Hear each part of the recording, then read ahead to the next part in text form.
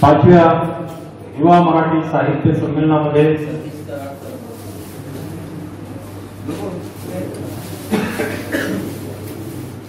आपल्या सर्वांचं मार्गदर्शन लाभत आहे आणि लोकांना पुरस्कारही देण्यात येत आहे. पुस्तकाचंही प्रकाशन होत आहे. मी आधी सांगितलं हे सगळं अजरामर असते असं म्हणतात. दोनच माणसं अजरामर असतात, एक ज्याच्यावर लिहिल्या जाते तो आणि लिहितो तो. बाकी सगळं काळ्या मातीतून मातीत कार्यक्रम आहे आपला आयुष्याचा. यानंतर आजच्या कार्यक्रमाचे उद्घाटन नाट्य अभिनेते, साहित्यिक म्हणजे सगळ्याच कला त्यांच्यात भरलेल्या आहेत. कारंजापासून ते अकोल्यापर्यंत, अकोल्यापासून ते अमरावतीपर्यंत त्यांचं नाव आहे.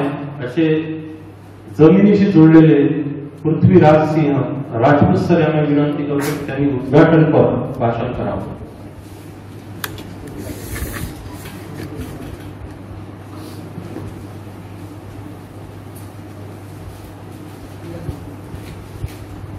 सृष्टी बहुउद्देशीय युवा संस्था अकोला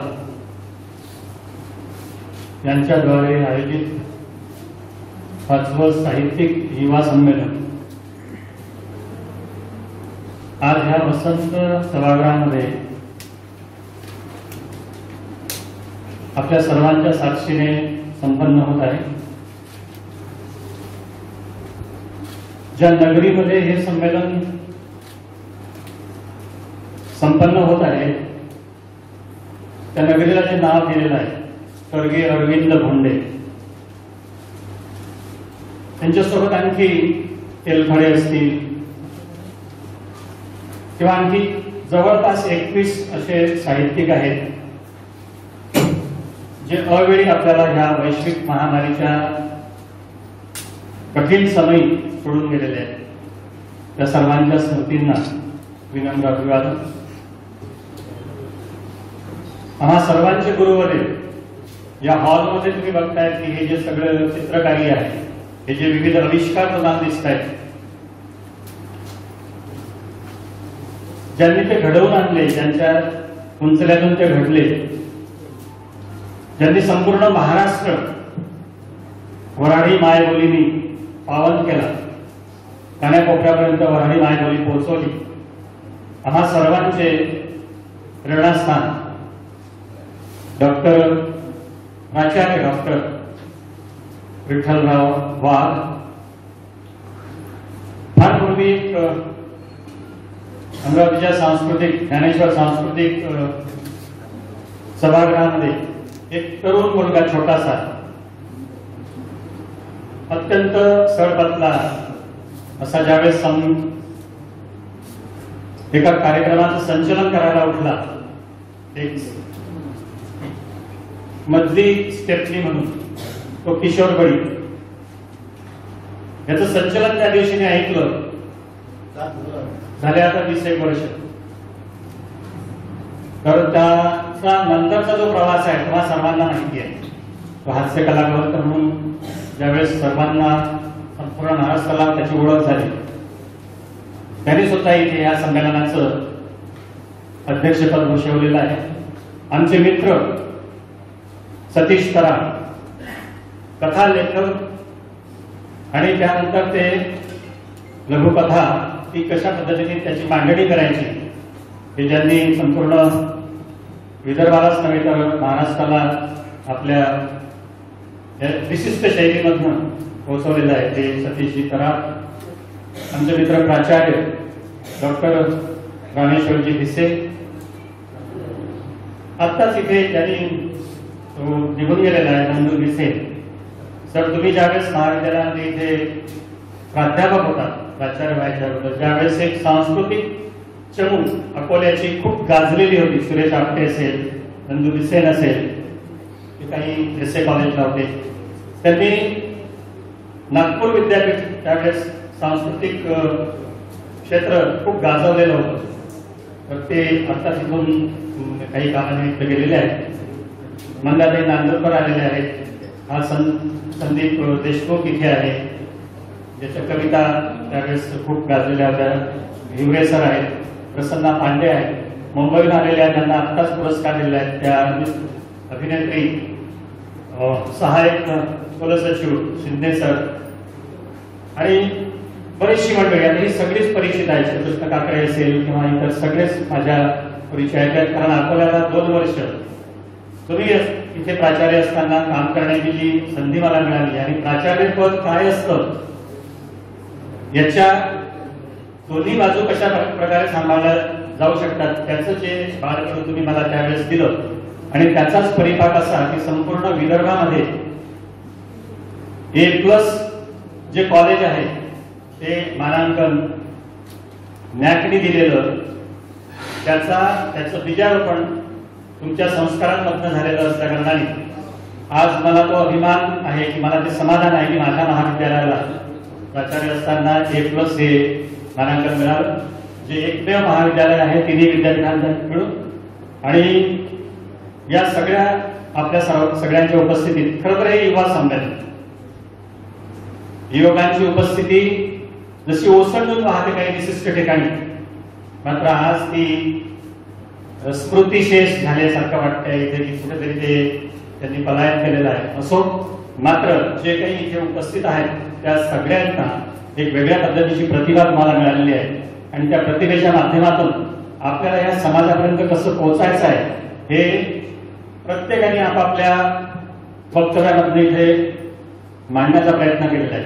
काही व्यथित सूर सुद्धा निघालेले आहेत. गाणे साहेब म्हणाले की हे फार कठीण काम असते वगैरे. आईलाही बाळ प्रसवताना वेदना होतात, मात्र त्यानंतरचं जे काही तिचं सुख असते ते सौख्य त्याला तोड नाही. आणि जगाच्या पाठीवर मला नाही वाटत की त्या जगत त्याला आपण ज्यावेळेस क्रिएटर म्हणतो तर आईशिवाय हे भाग्य कोणाला लाभलेलं असेल. आणि आईचाच दुआ असतो की कुठलंही आयोजन करा, कुठलंही तुम्ही एखाद्या कार्यक्रमाचं तुम्ही नियोजन करा, त्याच्यामध्ये ज्या वेदना होतात त्या खऱ्या वेदना झाल्याशिवाय त्याचं जे अपत्य येतं किंवा त्याचं जे फळ तुम्हाला मिळतं त्याचं सुख तुम्हाला अनुभवता येते. आणि म्हणून आयोजनामध्ये जर तुम्हाला अशा प्रकारच्या वेदना होत नसतील तर मी म्हणेन की ते आयोजन नाही. मित्रांनो, मानवी इतिहासाचाच असा प्रवास झालेला आहे, तो खूपदा मांडलेला आहे. क्रांतीच्या विविध टप्प्यांमध्ये तुमच्या समोर पाहिलं, मग तो ह्युगो डी व्हेरिस असेल, लेमार्क असेल, डार्विन असेल, या सगळ्यांनी तो मांडलेला आहे.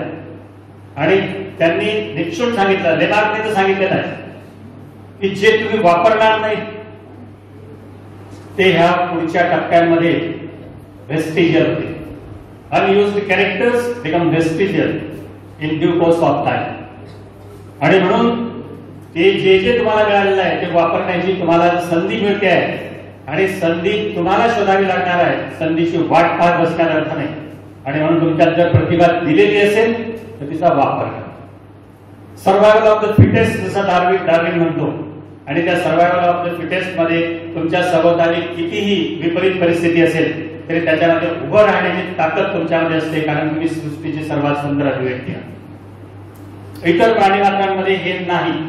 आणि जेनेटिकली ह्युगो डी व्हेरिसने सांगितल्याप्रमाणे जेनेटिकली जे काही तुमच्यामध्ये वेगवेगळ्या प्रकारचे बदल होतात, नवीन विगरस ऑफस्प्रिंग तयार होतो, नवीन त्याच्यामधनं एक मोठा, त्याच्यामध्ये ह्या सगळ्यांना सामोरे जाऊ शकणारा त्याच्यामधनं एक नवीन आविष्कार होतो.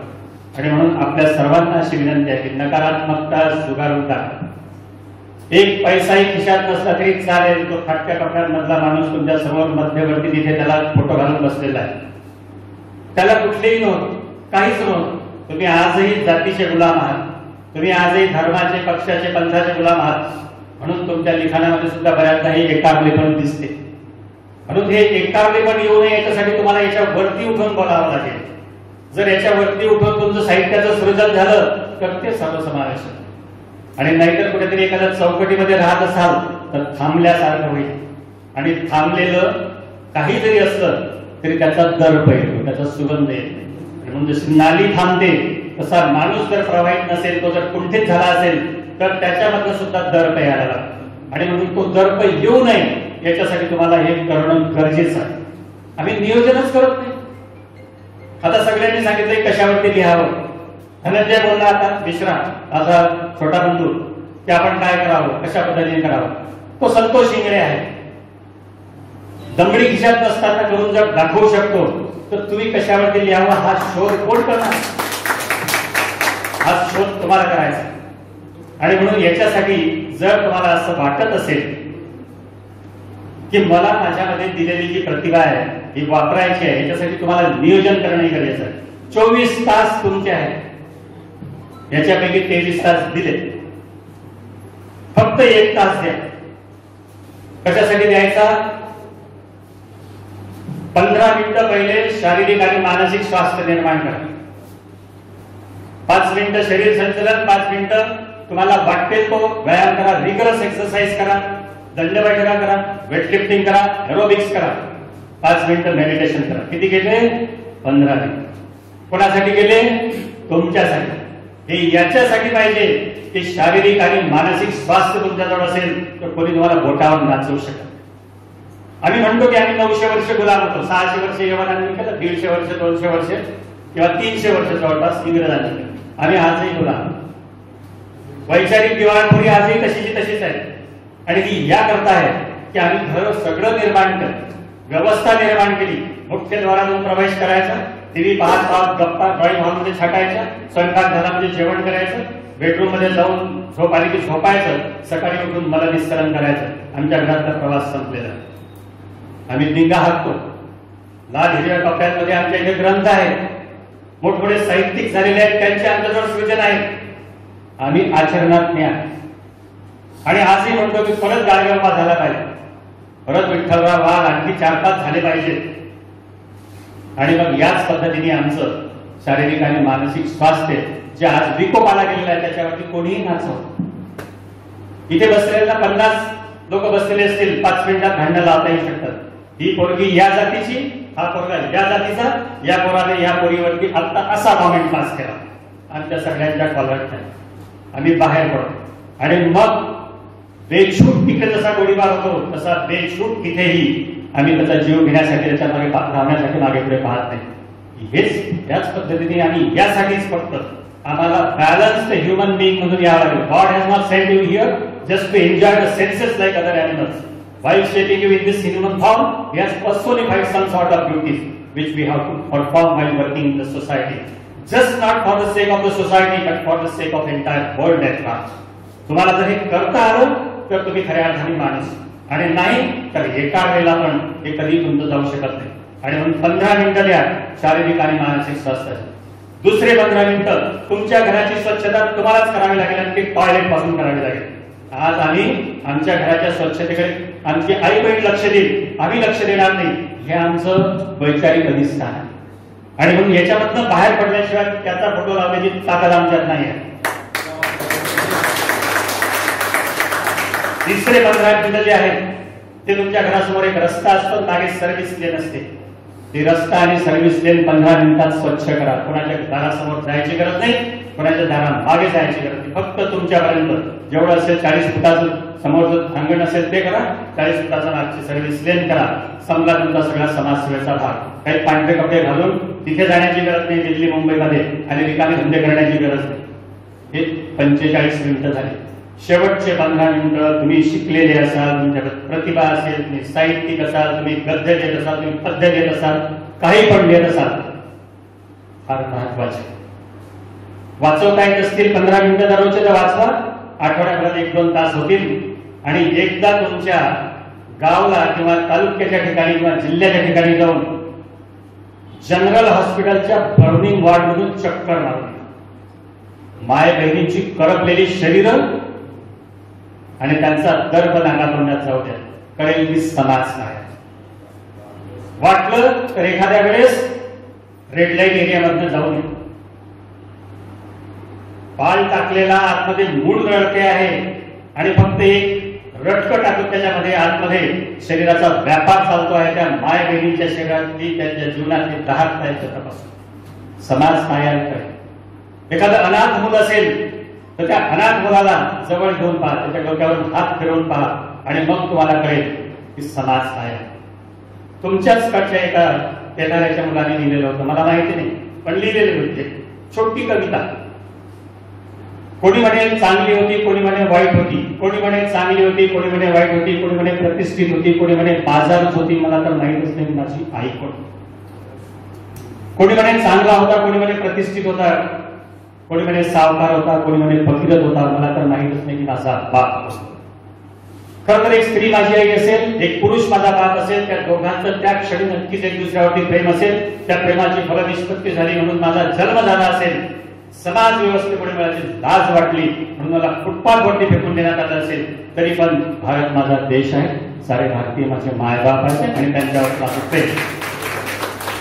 इतक्या सोप्या शब्दांमध्ये याच मातीतल्या एका पोरानं ही कविता लिहिलेली आहे आणि त्याच्यामधला जो उच्च संदेश दिलेला आहे, ह्या सगळ्या जाती पातीच्या ह्या विषयांच्या वरती उठून त्याला म्हणतात तो गाडगे बाबाचा संदेश. आणि म्हणून त्याचे 10 कमांडमेंट्स पहा या फाटक्या कपड्यामध्ये राहणाऱ्या माणसाचे. एकही कमांडमेंट असं नाही की जे तुम्हाला मानव जातीला उपपूरक ठरणार नाही. भुकेल्याला अन्नच पाहिजे, तहानलेल्याला पाणीच पाहिजे, दुसरे कशाची गरज त्यांना नसते. आणि म्हणून अशा वेळेस 15-15 मिनिटं जर वाचले तर समाज वाचता येतो आणि समाजाला जी गरज असेल तसं सृजन करता येऊ शकते आणि ती करण्याची कुवत ईश्वर कृपेने तुमच्यामध्ये प्रत्येकात दिलेली आहे. ती करण्याचा प्रयत्न करा.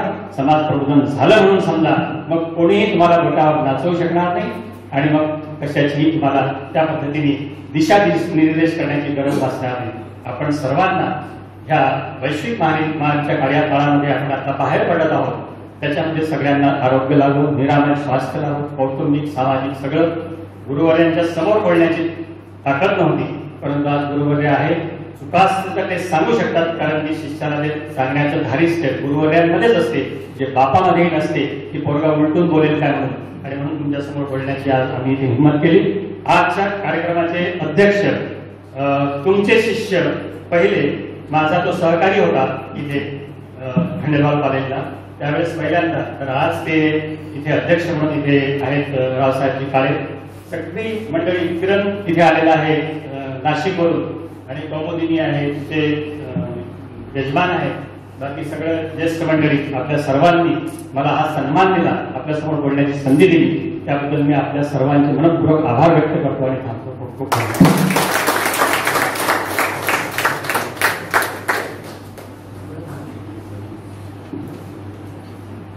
धन्यवाद सर. विठ्ठल वाघ सरची कमी तुम्ही भरून काढली असं आम्हाला वाटतंय, कारण वाघ सर बोलले असते त्याच गोडीचं तुम्ही बोलले आणि हे खरंच गुरु शिष्याचं नातं आहे आणि यासाठी फिरावं लागतं आणि फिरल्यानंतरच माणसाला तजुर्बा येतो असं म्हटलं जातं. एका शायराने फार सुंदर म्हटलेलं आहे, हर किसी से मशवरे नहीं होते, हर किसी से मशवरे नहीं होते और इस तरह मसले हल नहीं होते, हर किसी से मशवरे नहीं होते और इस तरह मसले हल नहीं होते, बाहर तो निकल के देखिए जनाब, यूं बैठे बैठे तजुर्बे नहीं होते. अविनाशजी देशमुख यांचे स्वागत आहे. दिवसभरचा कार्यक्रम आहे. अविनाशजी देशमुख यांना विनंती आहे त्यांनी मंचावर विराजमान व्हावं. त्यांचं स्वागत संतोष जिंगळे यांनी करावं.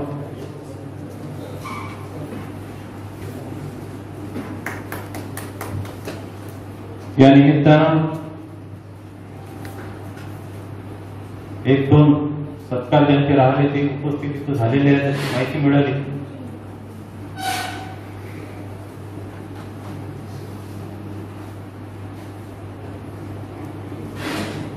अविनाशजी देशमुख,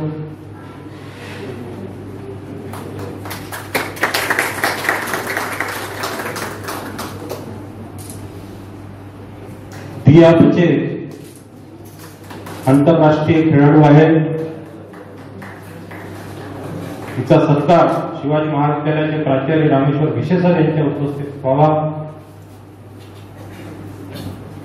आपले खेळाडू आंतरराष्ट्रीय पोहोचलेले आहेत. दिया बचे बॉक्सिंग मध्ये आहेत. पप्पा पण होतील बचे साहेब. फुटाच्या वर आहे. हा, सगळे तुमच्या इकडचे पैसे मोठे झाले सगळे.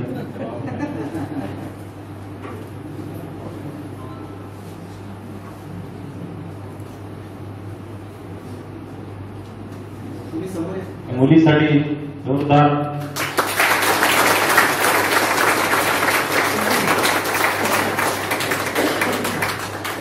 दिया बचे. यानंतर दूरदर्शनचे पत्रकार आणि अतिशय संवेदनशील असा पत्रकार म्हणून प्रख्यात असलेले विशाल गोरे यांना यूथ आयकॉन पुरस्कार पृथ्वीराज सिंह राजपूत सर यांच्या उपस्थितीत देण्यात येत आहे. विशाल गोरे समाजाच्या वेदना चव्हाट्यावर आणणारा पत्रकार आहे.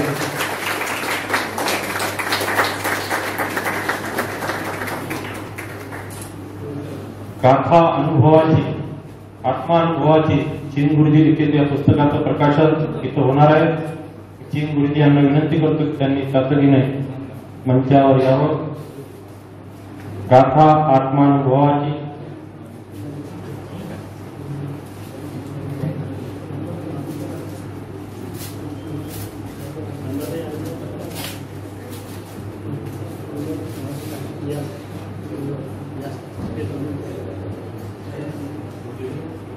गाथा आत्मानुभवाची हे भाई ते थोडासा काढून टाक फोटोसाठी. काढ दे. फोटो काढायचं का टाकायला? हा ये बेटा हे घे पुस्तक बाबा. पिशवी ठेवून दे बाजूला. ठेव खाली ठेव. हा. इकडे बघ समोर. त्यानं फेकून गेला कोरोना.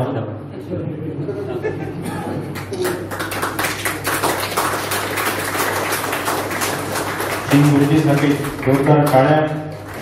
यानंतर पंडित बाळकृष्णबा इचलकरंजीकरची भारतीय संगीत देण अनुवादित ग्रंथात सप्तसृष्टी साहित्यरत्न प्राध्यापक डॉक्टर कौमुदी बर्डे मॅडम यांना रावसाहेब काळे सन्मानित करतील अशी मी त्यांना विनंती करतो. पंडित बाळकृष्णबा इचलकरंजीकर यांची संगीताला देण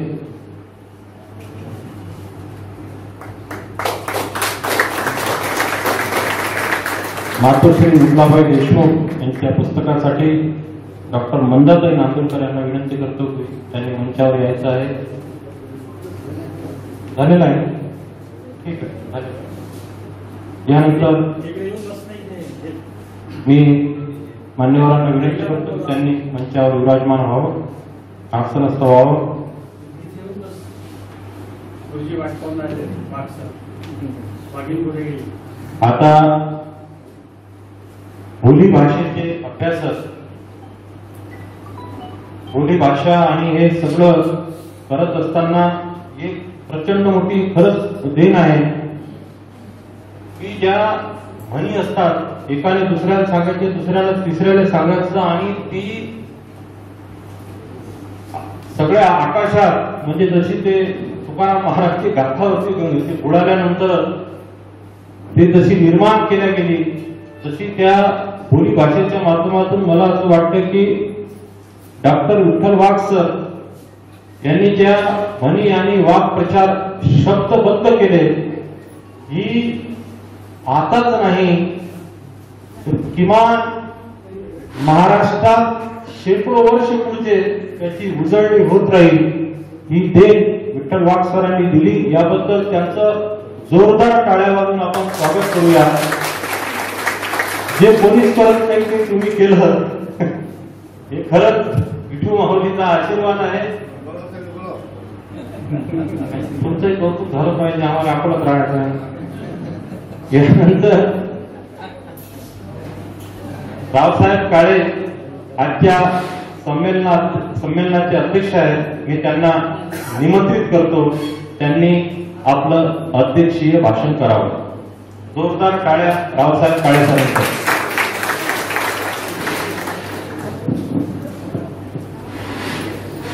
आदरणीय व्यासपीठ आणि आपण पंचतत्वाने माणसाची निर्मिती होते. आपल्याला नवरदेवाची जर ओवाळणी करायची असले तर 5 सवासणी पाहिजे, कळस मांडायचा जर असेल तर 5 पानं पाहिजे. तसंच हे युवा संमेलन पाहतो, युवा संमेलन. आणि या युवा संमेलनाचे अध्यक्ष 5 अक्षर असलेला रावसाहेब म्हणजे मी. हा योगायोग आहे. पण तरी नक्कीच्या लग्नात 1700 विघ्न म्हणतात, कोरोना नंतर वगैरे. आज मी शब्द आणि भाषा याविषयी बोलणार आहे. हे जे आजचं संमेलन आहे, हे संमेलन घेणाऱ्या संस्थेचं नाव आहे शब्दसृष्टी. शब्दसृष्टी म्हणजे शब्दाचे विश्व, शब्दाचं साहित्य. या संस्थेमधले सगळेच्या सगळे पदाधिकारी आपण जर पाहिले तर आपल्याला साधे सुधे वाटतात, परंतु हे साधे सुधे नाही, हे चाणक्य आहे. शब्दाच्या निवडीबद्दल जागरूक आहे. आपल्या संस्थेचं नाव ते असं तसं निवडत नाही, आपल्या बाहेर थोडी देतात आजीचं आभास. शब्दसृष्टी असं आपल्या संस्थेचं नाव निवडतात. आणि या शब्दसृष्टीच्या अंतर्गत शब्दाची आराधना जिथं होते, शब्दाची पूजा जिथं होते, त्या साहित्याचं संमेलन हे लोक करतात. आणि जे लोक या शब्दाची पूजा करतात वगैरे वगैरे, त्या लोकांना हे साहित्याचे अध्यक्ष करतात, संमेलनाचे अध्यक्ष करतात. आणि हे अध्यक्ष करत असताना या अध्यक्षांमधली ते युवा वृत्ती पाहतात. आणि स्वामी विवेकानंदाच्या देशात युवा म्हणजे काय हे वेगळं सांगण्याची आवश्यकता नाही. शब्दाबद्दल बोलायचं आहे. ज्ञानेश्वरांनी शब्दाविषयी असं म्हटलेलं आहे, जैसे बिंब जरी बतकेची एवढे परी प्रकाशाशी त्रैलोक्य थोडके, शब्दाची व्याप्ती तेने पाडे अनुभवावी. सकाळी सूर्य निघाल्यानंतर सूर्य पाहिला तर केवढा दिसतो, आपल्या मुठीत माळ एवढा, पण त्याचा जो प्रकाश आहे तो त्रैलोक्य थोडका पडतो. पूर्ण स्वर्ग नर्क पाताळ एवढ्या ठिकाणी प्रकाश पडूनही पृथ्वीवर पडतो, पृथ्वीवरून चंद्रावर सुद्धा जाते. कशाची महती आहे? सूर्याच्या प्रकाशाची. दिसायला किती आहे? बचतभर आहे, मूठभर आहे, परंतु त्याचा प्रकाश. तसंच शब्दाचा आहे. आपण शब्द पाहिला तेवढा बोटाच्या कांड्यावर उच्चारला तर काही सेकंद लागतील एवढा तो शब्द असते, परंतु त्या शब्दाची व्याप्ती, अरे आपलं वर्तमान काळ, भविष्यकाळ, भूतकाळ सगळ्याच्या सगळं व्यापून उडते असं ती शब्द असते, भाषा असते. म्हणून तुकाराम महाराजांनी शब्दाला धन म्हटलेला आहे, शब्दाला जीवाचे जीवन म्हटलेलं आहे. शब्दाला एवढंच नाही तर देव सुद्धा तुकाराम महाराजांनी म्हटलेला आहे. आम्हा घरी धन शब्दाची करत नाही, शब्दाची शस्त्र येत नाही. शब्दाची आमच्या जीवाचे जीवन, शब्द वाटू धन जन लोका. तुका म्हणे का शब्दाची हा देव, शब्दाची गौरव पूजा करू. तुकाराम महाराजांना हे माहित आहे की लोकांना काय द्यायचं आहे. त्यांना धन संपत्ती पैसा हे काही महत्वाचं वाटत नाही. लोकांना द्यायचं आहे ते शब्द द्यायचा, भाषा द्यायचं आहे. आपलं जे तत्वज्ञान आहे ते तत्वज्ञान, वारकरी संप्रदायाचं तत्वज्ञान असेल ते तत्वज्ञान सामान्य लोकांपर्यंत जर पोहोचायचं असेल तर त्याला एक मिनिट सोनं देऊन पुरवल्या जाणार नाही. त्याला आपल्या भाषेच्या माध्यमातून त्याला ते सांगावं लागेल. तुकाराम महाराजांना माहिती होतं. म्हणून तुकाराम महाराज शब्दाला धन असे म्हटलेले जाते. एवढंच नाही तर तुकाराम महाराज समोर जाऊन म्हणतात की शब्दाची आमच्या जीवाचे जीवन. हे शब्द आमचं काय जीवन आहे, जीवन. आता सगळ्यांना जीव असते, पशु पक्षी झाडं झुडपं या सगळ्या ठिकाणी आपल्याला जीव दिसून येतो, परंतु त्यांच्यामध्ये जीवन नाही. याचं कारण असं आहे की भाषेची आत्मसात करण्याची जी शक्ती आहे ती इतर प्राण्यांमध्ये नाही. भाषांच्या विविध रचना करण्याची ताकद वेगवेगळ्या प्राण्यांमध्ये नाही. ज्याला भाषिक क्षमता अशी म्हणतात ती क्षमता फक्त माणसाच्या मध्ये आहे. अरे आपल्याला आलेले अनुभव आपण व्यक्त करू शकतो भाषेमुळे. आपण बोलू शकतो, गाऊ शकतो, नाचू शकतो, आपला आनंद व्यक्त करू शकतो. हे जे जीवन आपल्याला प्रदान केलेलं आहे ते प्रदान केलेलं आहे फक्त भाषेने, शब्दांमुळे. म्हणून तुकाराम महाराज म्हणून काय म्हणतात की भाषा काय आहे, आमच्या जीवाचे जीवन आहे. अरे हे इथपर्यंत येऊन तुकाराम महाराज थांबलेले तर याच्या पुढे जाऊनही म्हणतात की शब्द काय आहे तर देव आहे, शब्दाची आम्ही काय करू, पूजा करू. खरंच शब्द देव आहे. आता देव आहे किंवा नाही आहे हा प्रश्न इथे महत्वाचा आहे. आज आपल्याला देव, परमेश्वर आणि शब्द, भाषा याची तुलना करायची. परमेश्वर कसा आहे? वायू वसे सगळं ठाई करी त्याचे बिराडचे नाही. हवेत कुठे बिराड असते काय? हवा या ठिकाणी मुक्कामी आहे, त्या ठिकाणी मुक्कामी आहे. असं कधी आपण पाहिलं काय? हवेचं ज्याप्रमाणे मुक्काम कुठं नसते, हवा ज्याप्रमाणे जिकडे आहे तसंच परमेश्वर आहे. आणि जसा परमेश्वर आहे तशीच भाषा आहे. जिकडे तिकडे आपण जातात तिकडे भाषा आहे, आपण जातात तिकडे आपले शब्द सोपवत आहे. अरे भाषेला शब्दाला उजिळाच्या मर्यादा नाहीत, अंधाराच्या मर्यादा नाहीत. आणि शब्द हे कधी पाण्याने ओला होत नाही ना, आगीने जळत नाही.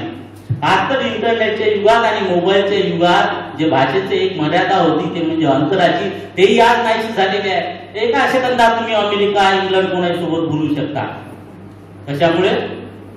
इंटरनेटमुळे, या युगामुळे आलेला आहे. म्हणजे भाषेची ही मर्यादा सुद्धा आज आपण पाहता नाहीशी झालेली आहे. भाषेमुळे क्रांती होऊ शकते. एखादी कादंबरी, एखादं वाक्य पूर्ण म्हणजे सत्ता पालटून टाकते, एवढी शक्ती भाषेत आहे. म्हणून केशवसुतांनी म्हटलेलं आहे, पद्य पंक्तीची तरफ आमच्याकडे विधीने दिलेली असे, टेकुनी ती जनता शीर्षावरी जग गुंतून या देऊ कसे. जग गुंतवून टाकण्याची ताकद कशात आहे? भाषेत आहे. आणि अशा भाषेमुळे आम्हाला कविता रचण्याचे सामर्थ्य मिळाले आहे, केशवसुतांनी सांगितलं. आता या आपल्या मनात आलेल्या भावना ज्या आहेत, त्या भावना आपण व्यक्त करण्याचे आपल्याजवळ दोन मार्ग आहेत.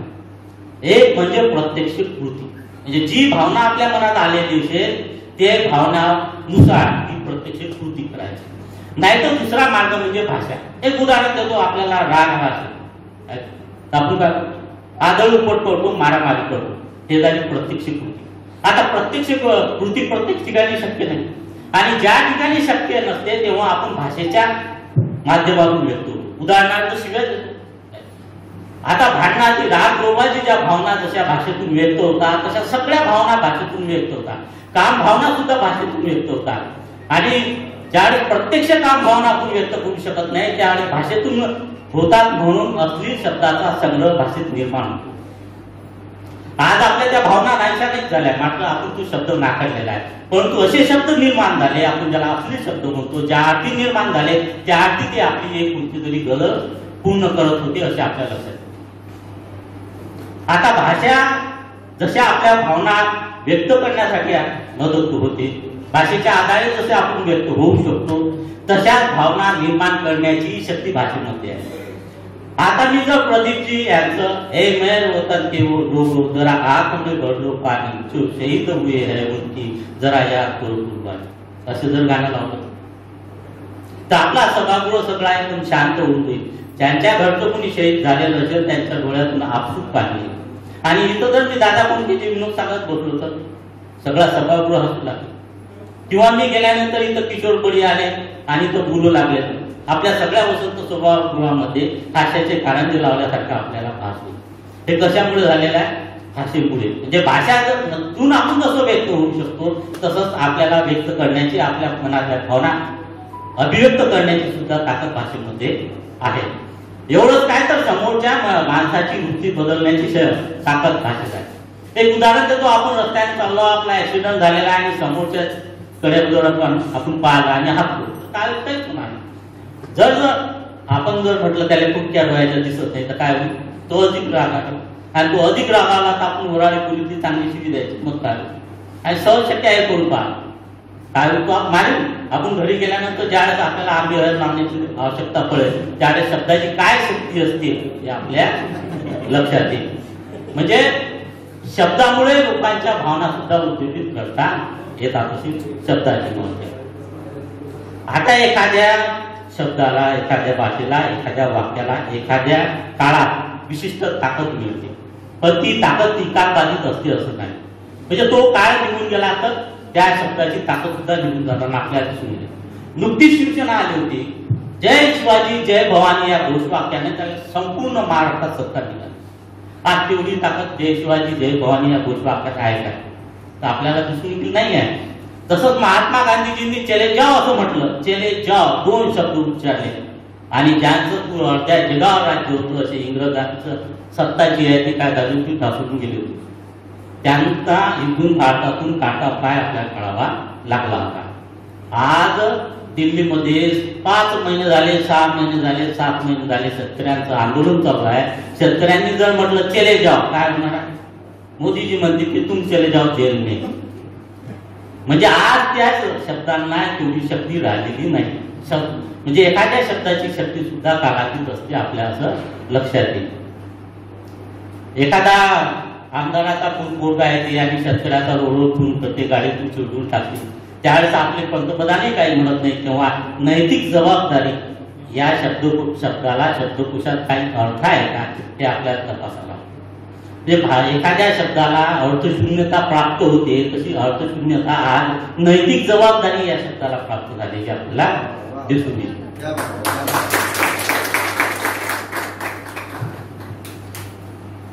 हे पहा, ज्याच्याजवळ सत्ता पॉवर असते, ताकद असते, तो एखादा माणूस एखादा शब्द निर्माण करू शकतो. माननीय पंतप्रधानांनी दिव्यांग हा शब्द आणला आणि संपूर्ण भारतातील प्रत्येक ठिकाणच्या भाषेमध्ये तो शब्द रूढ झाला.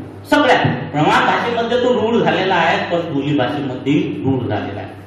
मात्र ज्यांच्याजवळ सत्ता आहे, पॉवर आहे, प्रतिष्ठा आहे, त्यांनी जर भाषेचा योग्य वापर केला नाही, चुकीचा जर वापर केला तर काही दिवसांनी अशा त्यांच्यावर उलटणारे शब्द सुद्धा निर्माण होतात, त्यांचा अपमान होणारे सुद्धा शब्द निर्माण होतात. आपल्या या देशातलं उदाहरण म्हणजे आपल्या काही सत्ताधाऱ्यांनी पप्पू हा शब्द निर्माण केला आणि जिकडे तिकडे पेरण्याचा आटोकाट प्रयत्न केला.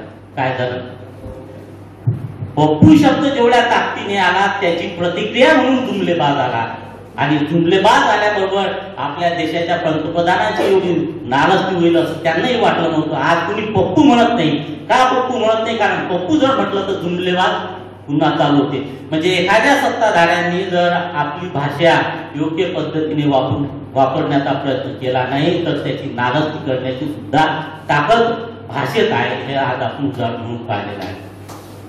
आज शेतकऱ्यांचे जे कृषी कायदे केलेले आहेत ते कायदे सगळेच जण म्हणतात चांगले आहेत, चांगले आहेत, चांगले आहेत.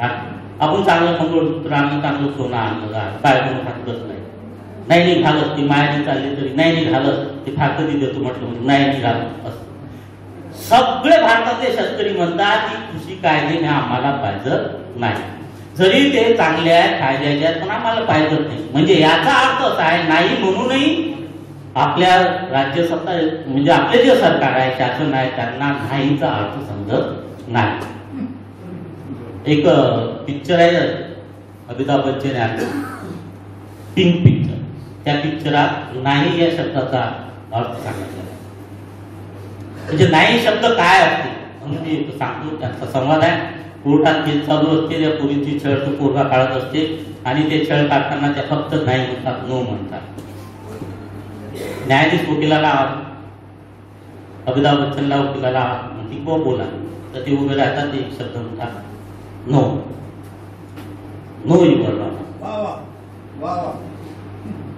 नहीं एक शब्द नहीं, अपने आप में पूरा वाक्य. इसे किसी तर्क, स्पष्टीकरण, संदर्भ या व्याख्या की आवश्यकता है. No means no. My client say no your honour. नहीं कहने वाली लड़की आपकी परिचित हो, आपकी फ्रेंड्स हो, आपकी गर्लफ्रेंड्स हो, सेक्स वर्कर हो या आपकी खुद की बीवी क्यों ना हो, नो मीन्स नो मिला. एवढं नाही या शब्दात, नाही या शब्दात ताकद आहे. परंतु आपले जे राज्यकर्ते आहेत, आपल्या जे शासन करणारे आहेत, आपले जे सत्ताधारी आहेत, त्यांना त्याचा अर्थ समजत नाही. अरे एवढंच काय, आपल्या सामान्य लोकांनाही भाषा समजत नाही, नवीन येणाऱ्या पिढीला भाषा समजत नाही. नातीने सुंदर चित्र काढलं, चांगलं मस्त चित्र काढलं, जाऊन आनंदानं जाऊन आपल्या आबाला दाखवतोय, आबा खुश होतात, बायकोले आवाज देतात, पाय हो कोंबडीची, पाय कसं चित्र काढलं. कोंबडीची हा शब्द ऐकल्याबरोबर सून लाल कंबोर होते, रागानंतर लाल होते, पोरगा लाल कंबोर होते. आमच्या पोरीने शिकले. याचा अर्थ काय की त्या शिवी मागची आबाची भावना समजली नाही. खूप छान काढलं वगैरे वगैरे काढलं, याच्यातून त्यांना व्यक्तच होता येत नव्हतं. कोंबडीचं पाय कसं चांगलं काढलं याच्यातूनच त्यांना व्यक्त होत होतं. म्हणजे आजच्या पिढीलाही आपल्याला भाषा शिकवण्याची आवश्यकता आहे, आपल्याला असं वाटतं. शेवटी मी आता एक अजून पुन्हा एक पिक्चराचं उदाहरण देतो, भाषेची महती काय असते हे सांगण्याचं. आणि येते जुन्या पिक्चरा म्हणजे 20-30 वर्षाच्या अगोदर आपण पाहत होतो ना, मस्त हिरो असते, हिरोईन असते, नवीनच त्याचं प्रेम होते, हिरो चांगला जोरात असते, तू मेरी मैत्रा, तो असं जोरानं ती गाडी चालवत चालवत चालवत चालवत नेते आणि ऍक्सिडेंट होते. जसा ऍक्सिडेंट होते तसा दुसरा ऍक्सिडेंट कोणता, हॉस्पिटलमध्ये. मस्त त्याला अशा पांढऱ्या पट्ट्या बांधलेल्या असतात, 2-3 सलाईना, आजच्या बाजूनं गंभीर वृत्तीचा डॉक्टर असते, नर्स असते. त्याची ज्याच्या ज्याने ऍक्सिडेंट झाला ते चांगलीशी सक्ती पिळेची असते, माय असते, बाप असते. तो हळूहळू डोळे उघडल्यानंतर सख्या पिळेशी ते ओळखत नाही, मायले ओळखत नाही, बापाले ओळखत नाही, तो कोणालाच ओळखत नाही, सगळ्यांना भुलून जाते. पण त्याची याददास्त गेल्यावरही तू भाषेला भुलत नाही. म्हणजे याददास्त गेल्यावरही तू भाषा त्याचं ज्ञान असते, त्याला माहीत असते, तो म्हणते मैं बोलू आप कोण. म्हणजे याददास्त गेल्यानंतरही जे जिवंत राहते ती भाषा.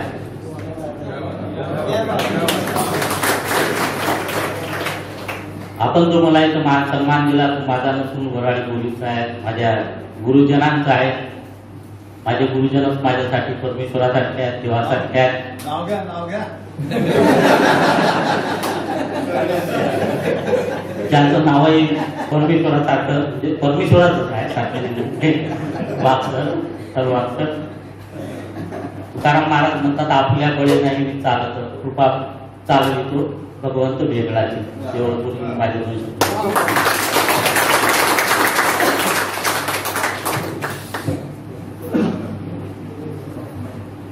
धन्यवाद रावसाहेब काळे आणि धन्यवाद विराज सिंगजी राजपूत सर. विचाराची खरी मेजवानी प्रथम सत्रात आम्हाला मिळाली आणि बोली भाषा, शब्दाचे धन आयुष्यात किती महत्वाचे असतात हे या प्रथम सत्रात आम्हाला कळलं. आणि ते तुम्ही सांगितलं ते फार महत्वाचं आहे. नो मीन्स नो हे जे असते, मला असं वाटते ही ताकद आहे की सरकार असो की कुठली व्यवस्था असो, तिला धुडकावून लावण्यासाठी हा शब्द फार महत्वाचा आहे की आता नको, बस झाले. मला असं वाटते खूप मोठी गोष्ट आहे. आपल्यामुळे ते आम्हाला सगळ्यांना ऐकण्याची संधी मिळाली. आपल्या सर्वांचे मनपूर्वक आभार मानून दिनेश सातव याला विनंती करतो की त्यांनी एका शब्दात आभार व्यक्त करावं आणि त्यानंतर दुसरं सत्र लगेच इथं सुरू होणार आहे.